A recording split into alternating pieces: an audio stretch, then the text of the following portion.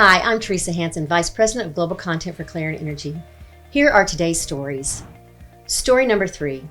Chicago-based utility Exelon announced that it will close 2 Illinois nuclear power stations in the fall of 2021.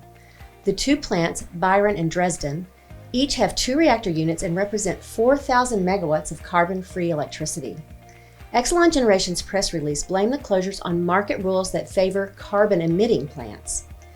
In a statement, Christopher Crane, Exelon's president and CEO, said, "We know in our heads that shutting down the uneconomic Illinois plants is necessary to preserve even more jobs elsewhere, but our hearts ache for the thousands of talented women and men who have served Illinois families for more than a generation and will lose their jobs because of poorly conceived energy policies." Byron will close in September 2021. Its 2 units were completed in the 1980s and still maintain a capacity factor above 90%, according to reports. Dresden will close in November of 2021. Its first unit was commissioned in 1960 and later retired. The 2 remaining units were completed in the 1970s. Dresden's lifetime capacity factor is around 78%, but reports say it currently performs at better than 90%. That's my story for this week. I'll now turn it over to Jen Runyon. Stay safe and healthy, everyone. Thanks, Teresa. Story number 2.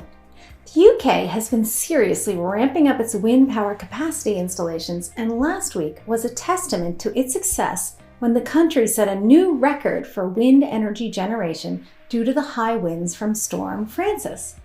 National Grid ESO confirmed that at 1:30 p.m. on Wednesday, August 26th, wind met 59.9% of total power demand in the country. The remaining power mix at that time was made up of gas at 18.8%, nuclear at 15%, biomass at 3.1%, imports at 2.5%, and hydro and others at 0.7%. The new record surpasses the previous highest share for wind, which was at 59.1%, and that was set just the week prior on Saturday, August 22nd. The UK currently has a wind energy capacity of 24 gigawatts. That's 10.4 gigawatts of offshore and 13.6 gigawatts of onshore. And last year, wind energy overall met about 20% of UK power demand. Rapid growth is expected in this coming decade, with offshore wind alone expected to meet over a third of the UK's power needs by 2030. You can read more about the UK and wind energy in general on renewableenergyworld.com.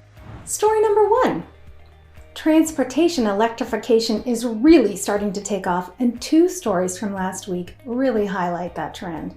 First, state officials gave Southern California Edison, SCE, the green light for an expansive electric car charging infrastructure program that will add about 38,000 new chargers throughout the utility's 50,000 square mile service area. The program, which is known as Charge Ready 2, will be the nation's largest light-duty EV charging program run by an investor-owned utility. Kate Sloan, SCE Director of E-Mobility and Building Electrification, said, quote, "This action by the California Public Utilities Commission is critical to supporting California's transition from fossil fuel toward electrification."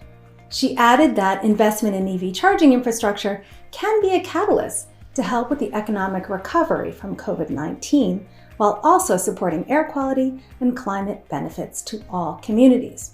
Now, that news came alongside EV news from China. According to data released last month by the China EV Charging Infrastructure Promotion Alliance, as of the end of July 2020, members of the alliance reported that 566,000 public charging stations had been installed and put into service across the country. The group added that from August 2019 to July 2020, the number of new public charging stations installed per month averaged about 10,000 units.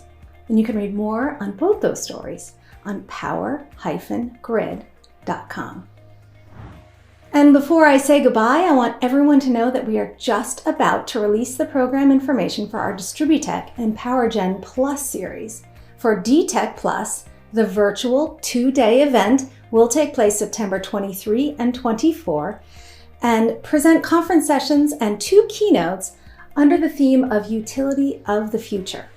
The Power Gen Plus virtual series takes place the following week, September 29 and 30, and presents programming under the theme of pushing the power generation envelope. I hope you can attend. That's all I have for you today. Thanks for watching.